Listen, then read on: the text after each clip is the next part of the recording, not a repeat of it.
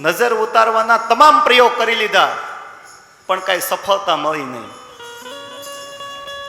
ત્યારે એક ગોપીએ એમ કહ્યું કે માં પેલા સાધુ છે ને હજી ફળિયામાં જ બેઠા છે. માં જો તું કહેતી હોય ને તો હું એ સાધુને પૂછી લઉં કે એમને નજર ઉતારતા આવડે છે એમ. કૃષ્ણ બહુ રડતા હતા ને પછી કૃષ્ણની સાથે માં યશોદાએ રડવા લાગ્યા. એટલે રડતા રડતા યશોદાએ કહ્યું જા પૂછ્યા. અને પેલી ગોપી ગઈ દોડી દોડી બહાર, અને પેલા જોગી બાબા બેઠા હતા ને ત્યાં કહ્યું બાબા નમસ્કાર. બાપજી, અમારી યશોદા માનો લાલો છે ને બહુ રડે છે, તમને નજર ઉતારતા આવડે છે? ભગવાન શિવને એમ થયું કે આ યુક્તિ કદાચ મને કનૈયા સુધી પહોંચાડે, એટલે કહ્યું હા હા નજર ઉતારતા આવડે છે. નજરની તમે વાત કરો છો, મેં હારા હારા ભૂતને ભગાડી દીધા છે, ભૂતોનો તો હું સરદાર છું. તો કઈ બાપજી એકાદ દોરો બોરો બનાવી દો ને, અમારો મા યશોદાનો લાલો શાંત થઈ જાય. ભગવાન શિવ કે એમ ન થાય, જેને નજર લાગીને એને અહીંયા લઈ આવવા પડે. તમે એમ કહો દોરો બનાવીને લઈ જાઓ બાંધી દો તો એમ ન મળે. પેલી ગોપી ગઈ દોડી દોડી અંદર મા યશોદા પાસે, અને મા યશોદાને કહ્યું માં એ સાધુને નજર ઉતારતા તો આવડે છે, પણ એને એમ કહ્યું જેને નજર લાગી હોય ને એને અહીંયા લઈ આવવા પડે, એમને નજર ના ઉતરે. અને આખીરમાં મા યશોદા કૃષ્ણને રડતા જોઈ અને એને શાંત કરવા માટે બહાર આવ્યા. હાથમાં પોતાનો લાલ છે અને મા યશોદા આવ્યા બહાર. ભગવાન શિવે મનમાં કહ્યું કે માએ સારો સારો ખજાનો ઘરમાં છુપાવી રાખ્યો ને હીરા માણેક મોતી રત્નો મને આપવામાં આવી, મારે એને શું કરવા? મા યશોદા લાલાને લઈ બહાર આવ્યા અને ભગવાન શિવે હાથ લંબાવ્યો, કહ્યું લાવ માં તારા લાલને. ધ્રુજતા હાથે મા યશોદાએ પોતાનો લાલ ભગવાન શિવના હાથમાં સમર્પિત કર્યો. પણ થયું એવું, જેવા ભગવાન કૃષ્ણ શિવના હાથમાં ગયા ને ભગવાન કૃષ્ણ રડતા બંધ થયા. મા યશોદાને એમ થયું જોગીની આંખમાં છે તો ખરો કંઈક ચમત્કાર. પડી લો, હરે આજ હરિનું દર્શન કર્યું ને, ભગવાનનું દર્શન કરતા ભગવાન શિવને નિર્વિકલ્પ સમાધિ લાગી ગઈ. મેં તુજે દેખું તું મુझे દેખ, દેખતે દેખતે હો જાય એક. હરિ અને હરનું મિલન થયું અને હરિ અને હરનું ઐક્ય થયું. ભગવાન શિવ નિર્વિકલ્પ સમાધિમાં પહોંચ્યા. પ્રથૌયામ પુત્રાસ્તે જનની બહવઃ સંતિ સરલા પરમ તેષાં મધ્યે વિરલતરલોહમ તવ સુતમ મદીયોયમ ત્યાગ સમુચિતમિદં નો તવ શિવે કુપુત્રો જાયેત ભવતિ કુમાતાન ભવતિ ચિતા ભસ્માલેપો ગરલમશલમ વિપટધરો જટાધારી કંઠે ભુજગપતિહારી પશુપતિ ભવાની ત્વત્પાણી ગ્રહણ પરિપાટી ફલમિદં. હરિ અને હરનું ઐક્ય થયું. હવે થયું એવું વડીલો કે ભગવાન શિવ સમાધિમાં પહોંચી ગયા ને એટલે ભગવાન શિવના ડોકમાં રહેલો સર્પ કૃષ્ણને ઓળખી ગયો અને એ પણ કૃષ્ણ ઉપર મંડરાયો. કારણ પરમાત્મા તો નિરંતર શેષની શૈયામાં જ શયન કરે છે, એટલે સર્પ પણ ભગવાન કૃષ્ણ ઉપર મંડરાયો. મા યશોદાએ આ જોયું, મા યશોદાનો જીવ તાળવે ચોટી ગયો. ભગવાન શિવનું બાવડું પકડીને કહ્યું કે બાપજી આ તમારો સર્પ મારા લાલા ઉપર મંડરાયો છે. ભગવાન શિવે આંખો ખોલી અને ભગવાન શિવે કહ્યું કે માં તું જરાય ડરમાં, આ તારો દીકરો તો છે ને એ નાગ ન થયો છે, મોટા મોટા નાગને નાથવાનો છે આ મોટા થઈને. પરિબ્રહ્મ પરમાત્માના દર્શન કરી ભગવાન શિવે લાલાને મા યશોદાને સોંપ્યો અને પછી મા યશોદાને કહ્યું કે માં ઊભી રહેજે. મા લાલાને લઈને ઊભા રહ્યા અને ભગવાન શિવે 5 પરિક્રમા કરી. પંચબેર પરિક્રમા કરકે શૃંગી નાદ વજાયો, સુર શ્યામ બલિહારી કનૈયા હવે જુગ જુગ જીવે તેરો જાયો. ભગવાન મહાદેવ લાલાને આશીર્વાદ આપી પરિબ્રહ્મ પરમાત્માના બાલ સ્વરૂપના દર્શન કર્યા છે અને દ્રષ્ટિમાં પધરાવી અને હરિસ્મરણ કરતા કરતા ભગવાન શિવ કૈલાસ ગયા. વડીલો, આ હરિ અને હરના મિલનની કથા ભાગવતમાં આપવામાં આવી નથી, પણ કથા બહુ પ્રચલિત છે એટલે કથા કરવી એ અમારી ફરજમાં આવે છે, પણ આ કથા ભાગવતમાં નથી. પછી તો આઠમની ઘરે આઠમને દિવસે ભગવાન પધાર્યા, નવમીના દિવસે નંદ મહોત્સવ થયો, બારસના દિવસે ભગવાન શિવે દર્શન કર્યા, પછી બારસ ગઈ, તેરસ ગઈ અને 14નો દિવસ આવ્યો.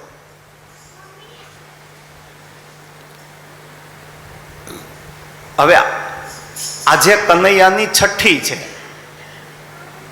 અને આપણે સૌ જાણીએ કે છઠ્ઠીના દિવસે વિધાત્રી લેખ લખવા આવે, પણ અહીંયા વડીલો વિધાત્રી નથી આવવાની, એક ધાત્રી આવવાની છે કનૈયાના લેખમાં મેખ મારવા માટે.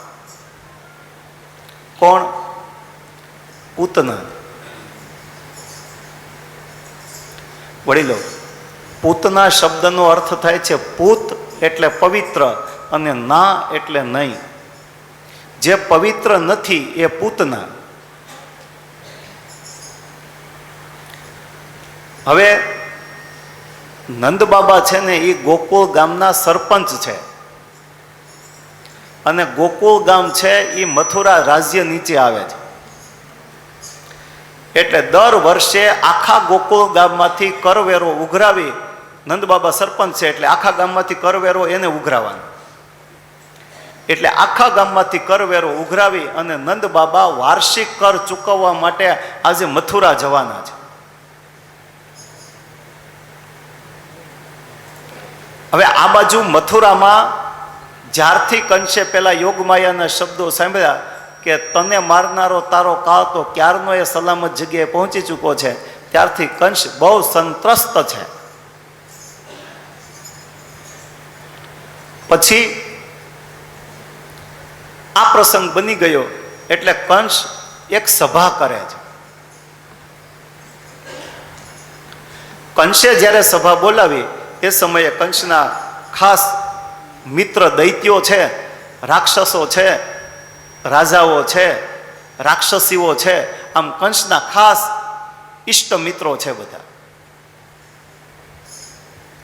કંસે સભા કરી, એમાં કંસે એના પોતાના મિત્રોને વાત કરી, ભાઈઓ મારા કાળને મારવા માટે આપણે બહુ મહેનત કરી, કેદખાને બહુ તકેદારી રાખી, આટલી મહેનત કરવા છતાં પણ મારો કાળ ક્યાંક સલામત જગ્યાએ છટકી ગયો, આપણને કઈ ખબર પડી નહીં, હવે શું કરવું? પછી એમાં કંસના એક હોશિયાર મિત્રએ વાત કરી, ઊભો થયો પોતે અને કહ્યું કે રાજવી મને એક વિચાર આવે છે. જો રાજવી, દેવકીને 8મા સંતાનનો જન્મ થયો એને હજી 8-10 દિવસ થયા છે, એટલે રાજવી આપણું આ મથુરા રાજ્ય અને મથુરા રાજ્યની આજુબાજુમાં જે ગામડા છે, મથુરા રાજ્યની નીચે જે ગામડાઓ આવે છે, એ ગામડામાં અને આ મથુરા શહેરમાં છેલ્લા 10 દિવસમાં જન્મેલા જો બધાય બાળકોને મારી નાખવામાં આવે તો એમાં તમારો કાળ પણ ઝપટે ચડી જાય.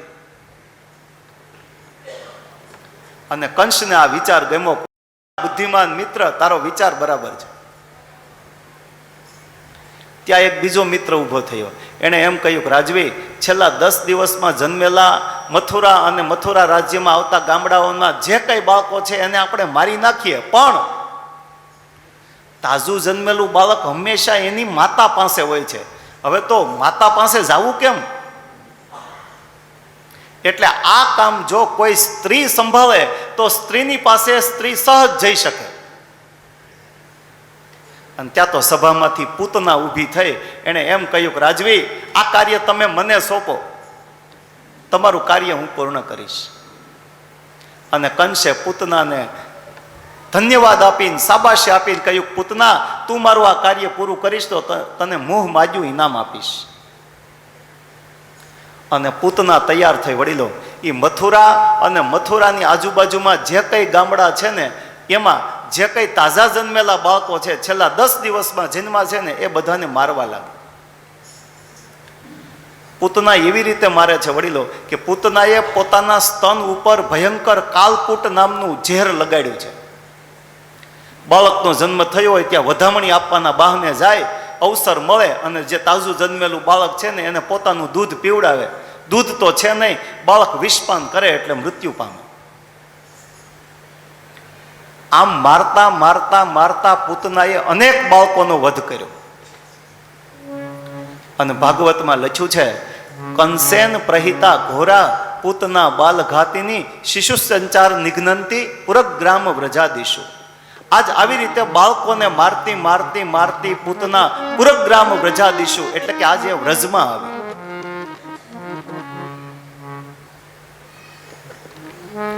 નંદ બાબા આખા ગામનો વાર્ષિક કર ચૂકવવા માટે ગોકુળથી મથુરા ગયા અને પૂતના મથુરાથી ગોકુળમાં આવી.